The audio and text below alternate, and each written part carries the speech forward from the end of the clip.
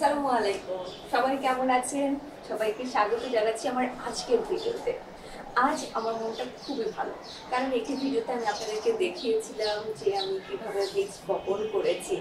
এক সপ্তাহ পর সেই বীজগুলো বড় হয়ে গেছে, মানে চারা হয়ে গেছে, আর এত সুন্দর হয়েছে কি বলবো। আমার খুবই ভালো লাগছে, তাই আমার এই আনন্দের সংবাদটা আপনাদের সাথে শেয়ার করতে আজকে চলে এসেছি। তাহলে চলুন আপনাদেরকে দেখাই চারাগুলো কেমন হয়েছে।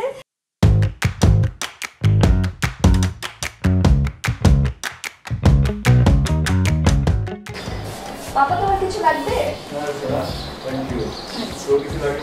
অবশ্যই।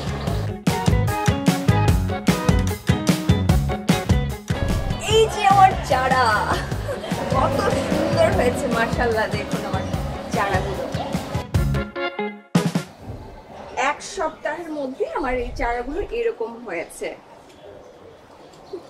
আজকে আমি এই চারাগুলো টবে ট্রান্সপ্লান্ট করব, কারণ আপনারা জানেন যে চারা যেহেতু তৈরি হয়ে গেছে, এখন আর এই মাটিতে আমার এই গাছগুলো বড় হবে না, তাই এখন বড় টবে নিয়ে আসতে হয়েছে।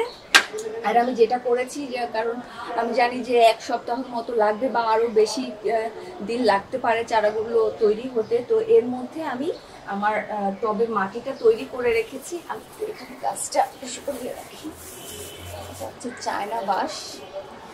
আর আপনাদেরকে না আমি দেখিয়েছিলাম শুধু আমার এই টবে কিভাবে আমি বীজ বপন করছি সেটা দেখিয়েছি, কিন্তু যে এক্সট্রা বীজগুলো রয়ে গেছিল সেগুলো আবার আমি এই যে টব পটে রেখেছি। এখানে মাশাআল্লাহ দিলে এটা প্রথমে বেরিয়েছে, তারপরে আস্তে আস্তে এটা বেরিয়েছে, তারপরে এটা বেরিয়েছে, এটা বেরিয়েছে। একসাথে সব চারা ওঠেনি, হ্যাঁ, বীজ থেকে চারা তৈরি হয়নি। তারপরে এখানে একটা ঝিঙা আছে, এই টবটার মধ্যে প্রায় 4-5টা বীজ দেওয়া হয়েছিল, তার মধ্যে এই একটা হয়েছে। আরেকটা না এই যে আজকে দেখছি উঠছে, হয়তো আরও যে বীজগুলো আছে সেগুলো উঠবে, কিন্তু আমি চাইছি যে আজকে অন্তত এই চারাটাকে আমি টবে দিয়ে দিব।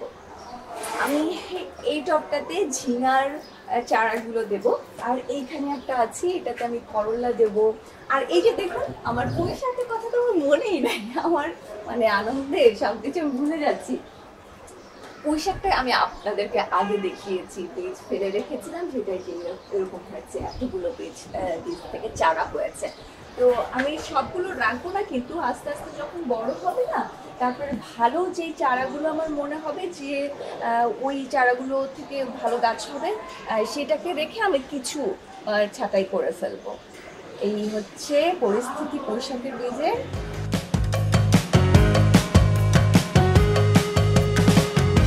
আচ্ছা, আগেই যেহেতু বলেছি মাটিটা আমি তৈরি করে রেখেছিলাম, এই মাটিতে পর্যাপ্ত পরিমাণে জৈব সার আছে, আর মাটি আছে যে 10 ভাগের মতো মাটি আছে, আর 90 ভাগের মতো জৈব সার আছে এখানে। এবার আমি চারাগুলো একটু আলগা করে নিই। চারাগুলো খুবই সাবধানে আলগা করতে হবে, মানে এখান থেকে এই টবটা থেকে নিতে হবে। শিকড় যদি ছিঁড়ে যায় তাহলে প্রবলেম, ওই গাছের আবার নতুন শিকড় বের হবে, তারপরে বাড়বে, অনেক ঝামেলা আছে, তাই আমাকে সাবধানে কাজটা করতে হবে। চারা তৈরি করার জন্য কিন্তু আলাদা প্লাস্টিকের পট পাওয়া যায়, যেটা থেকে চারাটা খুব সুন্দরভাবে বের করে আনা যায়। ওটাতে হয় কি, কোনো শিকড় ছিঁড়ে যায় না। আমি যেটাতে করেছি এটাতে একটু রিস্ক থাকে, তারপরও আমি করেছি, তাই আমার এখন সাবধানতা অবলম্বন করতে হবে। আমি খুবই সাবধানে করব জিনিসটা, একটু সময় নিয়ে। প্রথম বিসমিল্লাহ। এই দেখুন শিকড়গুলো দেখা যাচ্ছে, কিন্তু মাশাআল্লাহ অনেক দূর পর্যন্ত শিকড় ছড়িয়ে গেছে।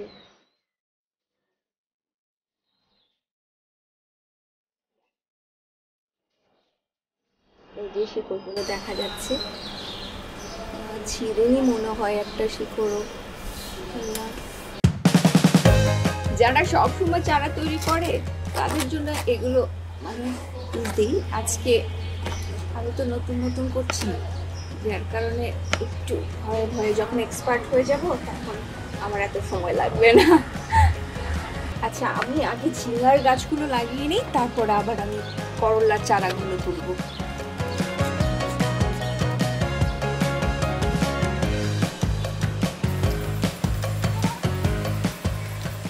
গোবর সার দেয়ায় দেখুন মাটিটা কি সুন্দর হয়েছে।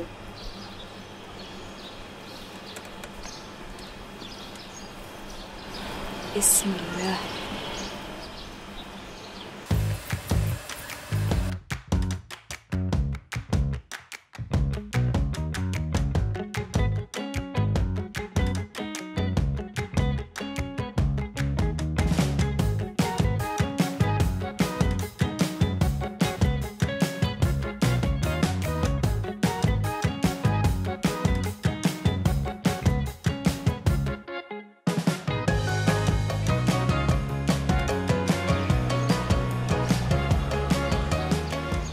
যে বলেছিলাম না, প্লাস্টিকের পটে যদি করা যায় না, খুব সুন্দরভাবে তোলা যায়, তাতে গাছেরও কোনো প্রবলেম হয় না।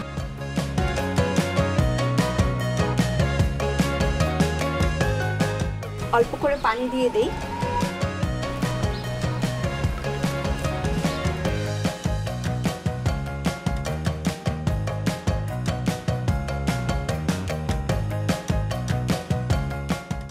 করলার চারাগুলো কিন্তু খুবই সুন্দর হয়েছে দেখুন, আর বেশ অনেকটা বড়ও হয়ে গেছে, মানে এক একটা গাছে প্রায় 4 পাতা চলে আসছে। এই যে এটাতে সুন্দর কুশি বের হয়ে, কুশি না এটাকে নিশ্চয়ই ডাটা বলে আর কি। আচ্ছা, এই গাছটা খুব জ্বালাচ্ছে। এবার আমি করলাটাকে দিয়ে দিচ্ছি টবে। এটা দেখাতে হলে আমার ক্যামেরাম্যানকে এখানে আসতে হবে।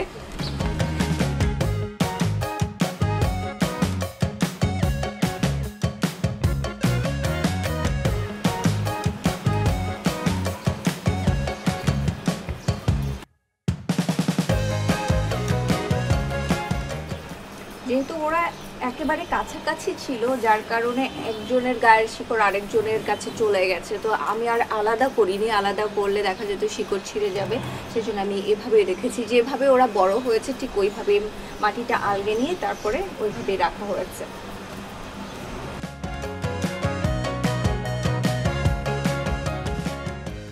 ঢেঁড়সের চারা, উফ, আমার কাছে মনে হয় খুব সেন্সিটিভ, আমাকে এটা আরও বেশি সাবধানে করতে হবে। এখানে একটা করলা আছে, এটা এরকমই থাক, ওকে আর আমি না সরাই, ওই যেভাবে বড় হচ্ছে সেভাবেই থাক। মাটিতে হাত দিলে না বোঝা যায় যে এই মাটিটা কেমন, এই মাটিতে গাছ কেমন হবে। আমার কাছে, আমি মাটিটা তৈরি করে আমার মনে হচ্ছে যে আমার করলার টবের যে মাটিটা, সেইটাকে আমি খুব সুন্দরভাবে তৈরি করতে পেরেছি। এছাড়া ঝিঙারটাও ভালো, কিন্তু ঢেঁড়সের জন্য যে মাটিটা আছে এইটাতে আমার খানিকটা ডাউট আছে। আমি জানি না আসলে এটার ভবিষ্যৎ কি হবে, তবে আমি চেষ্টা করব। এখানেও অনেক জৈব সার, গোবর সার দেওয়া আছে, কিন্তু তারপরও কেন যেন আমার মনে হচ্ছে যে না, এই মাটিটা আমার ভালো পড়েনি। আমি একটু মাটিটা কিনে নিয়েছি।